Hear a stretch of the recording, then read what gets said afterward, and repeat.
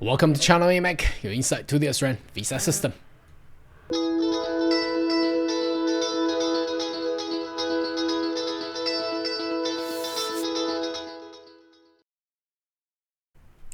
Good day everyone, my name is Carl Young, your online YouTube visa consultant.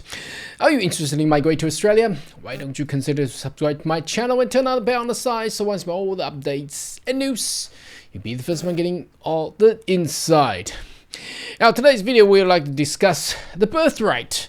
Yes, the birthright. Now obviously we know that having a baby at birth in the land of Australia, you wouldn't get an automatic citizenship or passport just like how the Americans do it. Now I want to raise this topic because it's just recently been discussed so much around, despite that whether you agree with Donald Trump's approach on signing an executive order to just stop all the birthright in the United States of America, or you disagree. Now I'm going to draw your attention to the other side of the Pacific. Let's look at Australia. Now obviously there has been some chats and comments and topics being spreading around Reddit and other social media talking about there seems to be one way that if you have there is a birthright in Australia. It's just a little bit different, and I wanted to take you into a little have a look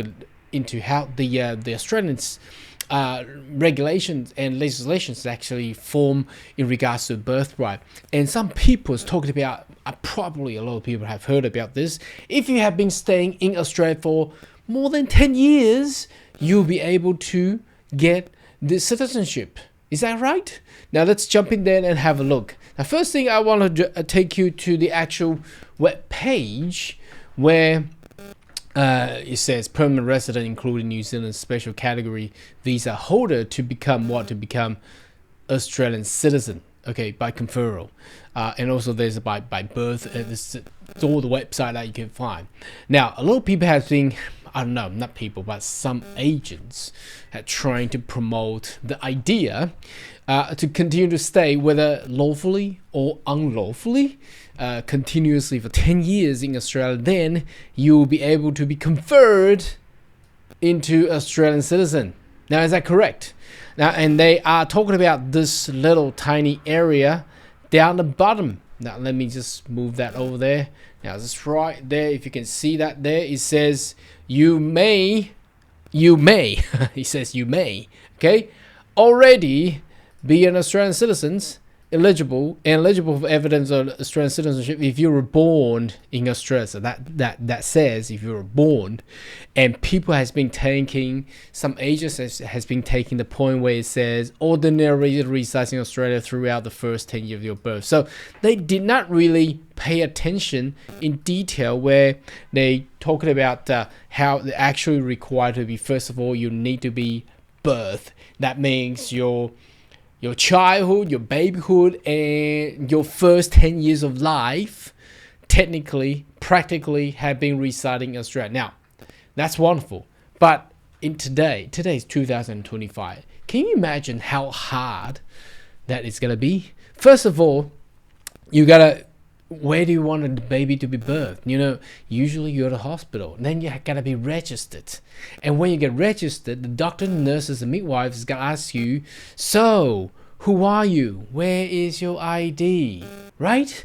Now, once you provide the ID, now obviously the hospital, the midwife has no way or knowledge to actually check whether you have a lawful visa, or you have overstay, or you have other type of IDs that allows you to do this and that.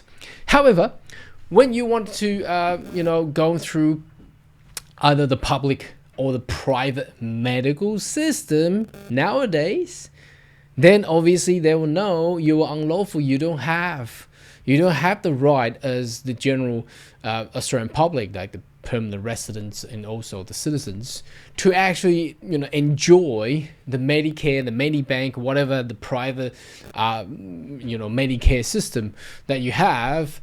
Then you got to pay the full fund. Now that's the first hurdle. Now the second hurdle is you got to think about this. Now once you have baby. Now, as you know, the first couple of months, you're required to get a lot of injections for the babies just to get immune, right? Immunizations. Now, without the right visa or ID, how are you going to get that done?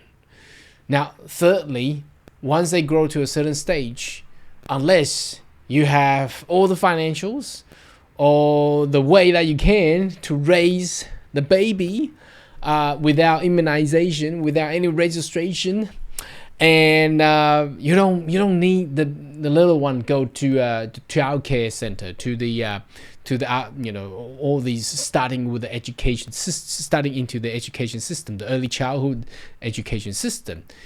You don't really like to do that. You don't need to do that. And once they hit age 5 and 6, you need to go to preschool, year 1, state school.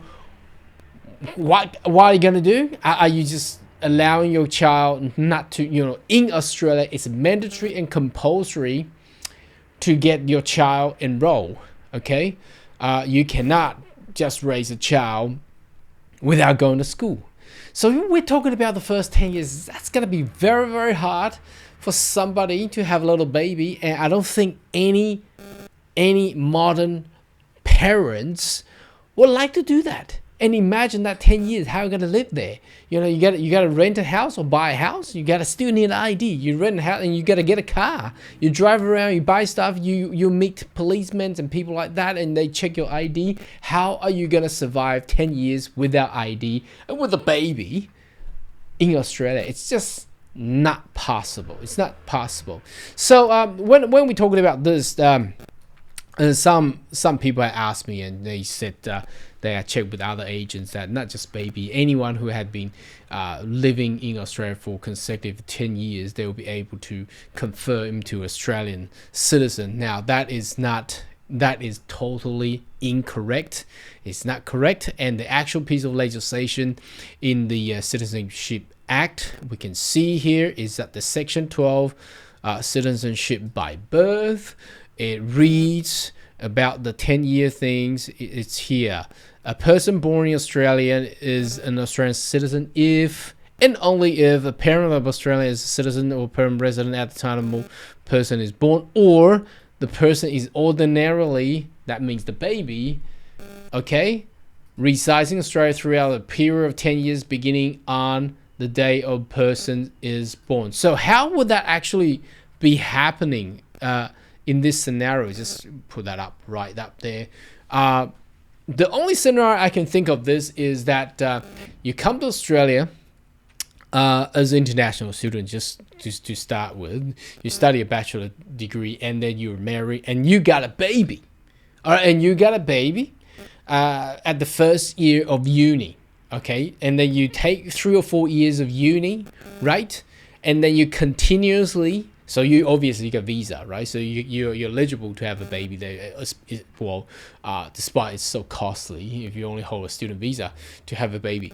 Now 4 years, just to counter whatever you study, engineering or whatever that is, 4 years bachelor, and then you do another additional 2 years of master. That's 6 years. Then once you hit 6 years, then what? You get a temporary graduate visa. So 6 years, another 2 years, so 8 years. So 8 years in Australia there. So you're going through the 2 student visas. One is a bachelor, one is master, and another 2 years of 485 visa. And then you got to find another 2 years. Perhaps your wife going to study again for another master for another 2 years, or something like that. Then you hit 10 years holding a temporary visa, or perhaps you get sponsored by an employer, 10 years in Australia holding a temporary visa while your baby have grown up to, age of 10. Then that will be the circumstances that your little baby will actually get a citizenship of Australia. That is the only thing that I can think of. But you got to think about this 10 years, how much money have you spent and time, and you don't want it to come to Australia and rely on a baby to grow 10 years in order to actually get, and you haven't got your permanent residency yet, but the baby got a citizenship. Now, if baby got at that time, baby is 10 years of age, it's still underage. The little one cannot sponsor you. So yes, you can do that, but you don't want to spend 10 years doing that. You'll be drained out of all the resources there. Now, there's another thing that people have been talking about is what about accessing ministerial intervention? Now, we're not talking about baby, we're talking about an adult. You come to Australia and you've been residing in Australia for 10 years when there's no baby. Okay, you've been there for 10 years. People have been talking about accessing ministerial intervention to actually get that citizenship if you have residing in Australia, lawful or unlawful. Now, still, it's going to be very hard. Now, the first thing, it doesn't read here, but in the policy, it actually, the immigration officer will ask this question. Now, which country have you lived the longer as your home, as your permanent home? Obviously, the later 10 years, you will claim you've been living in Australia. But if you're 30 years old, or if you're 40 years of age, then they could easily say the previous 30 years or 20 years, that's more than half of your lifetime you have lived outside of Australia.